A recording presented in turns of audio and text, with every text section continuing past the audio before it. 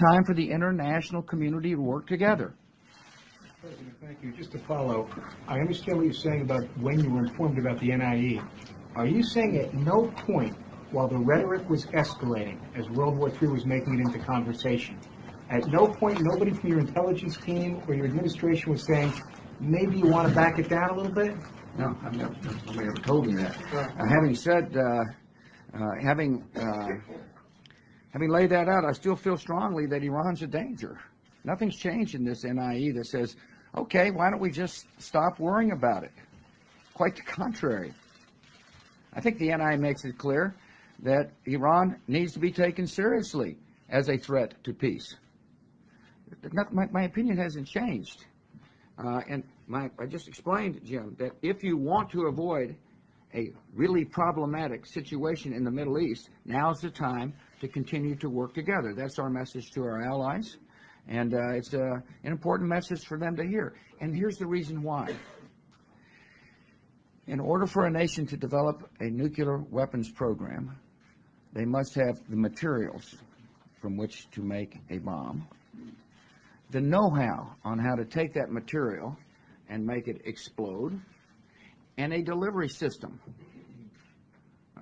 Now, the Iranians, the most difficult aspect of developing a weapons program, or as some would say, the long pole in the tent, is enriching uranium.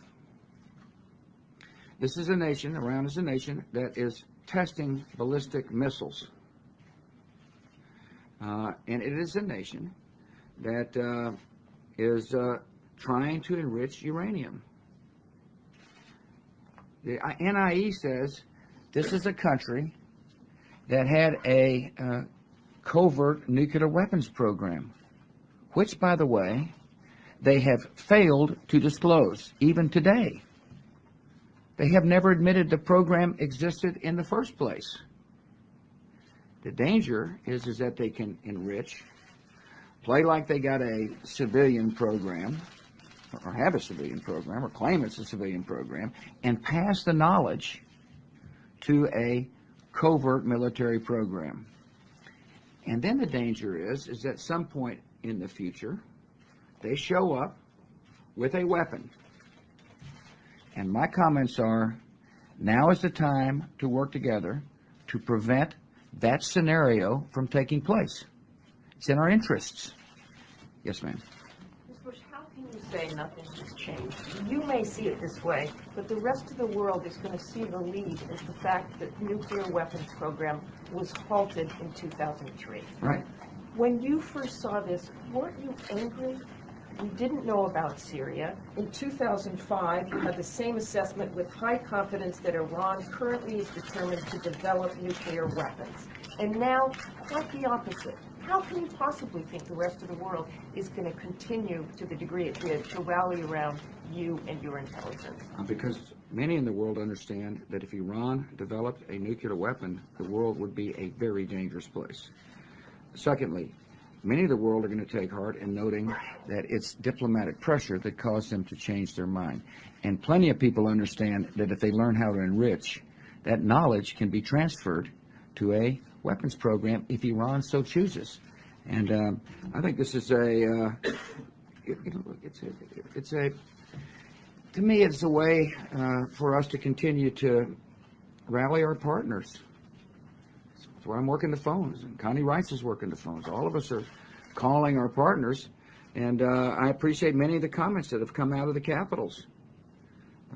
One thing is for certain, the NIA talks about how a carrot and stick approach can work. And this is heartening news to people who believe that on the one hand we should exert pressure, and on the other hand we should provide the Iranians a way forward. And it was working until Ahmadinejad came in.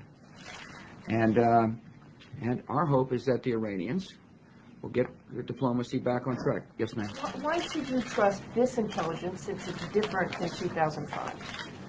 Why should you trust this anymore? Well, you know, I'm without getting into sources and methods, I believe that the intelligence community has made a great discovery, and they've analyzed the discovery, and it's now part of our government policy. Toby, I apologize.